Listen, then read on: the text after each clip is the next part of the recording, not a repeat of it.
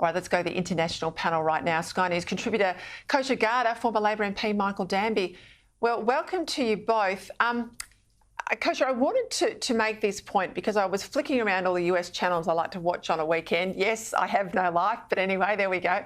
And I was struck looking at this old vision of Joe Biden. Now, when I say old, I'm not going back to when he got into the Senate. I'm talking about when he was the vice president to Obama. And then you interplay that with what we're seeing now. I mean, these terrible appearances in his press conference and that special counsel report, the judge basically saying he's just a well-meaning elderly man with a poor memory in such a bad way, basically, that we can't take him to task over taking classified documents out of the White House. Here's just a couple of examples. There's some movement. There's been a response from there's been a response from the opposition. If it holds near and dear to you that you like to be able to, anyway.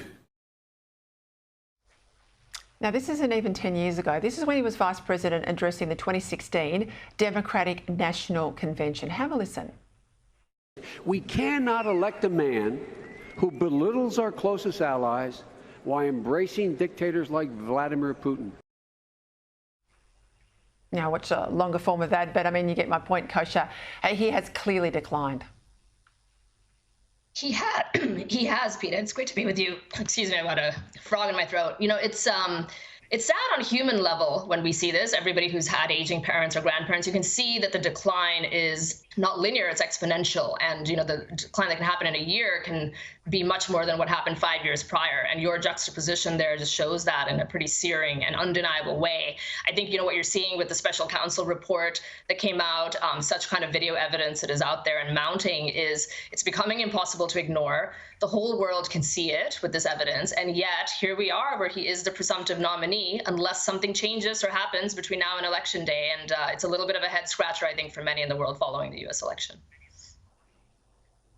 And Michael, you've been in politics for years and years. You know, and I know, that over in China, there are people educated in US universities that can read everything that's going on in the US political scene. They parlay that back into the Politburo. There's people in Iran doing the same thing. There's people in Moscow doing the same thing. I mean, they are reading the tea leaves. They're all interpreting what they're looking at. I mean, they can see that America has never been more vulnerable.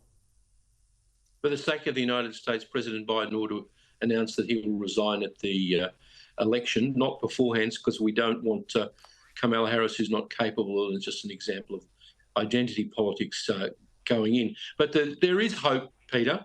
There is people in the United States who are strong for the free world. McConnell's just passed the Ukraine, Taiwan, Israel bill with the Senate Democrats, and the fate of all of the countries that rely on the United States, Ukraine, Taiwan, Israel, hangs on whether the squad will vote with the mega Republicans in the House. So there's hope. That's all I'm saying. Kamala Harris, Kosha, told the Wall Street Journal last week, though, that she is, quote, ready to serve.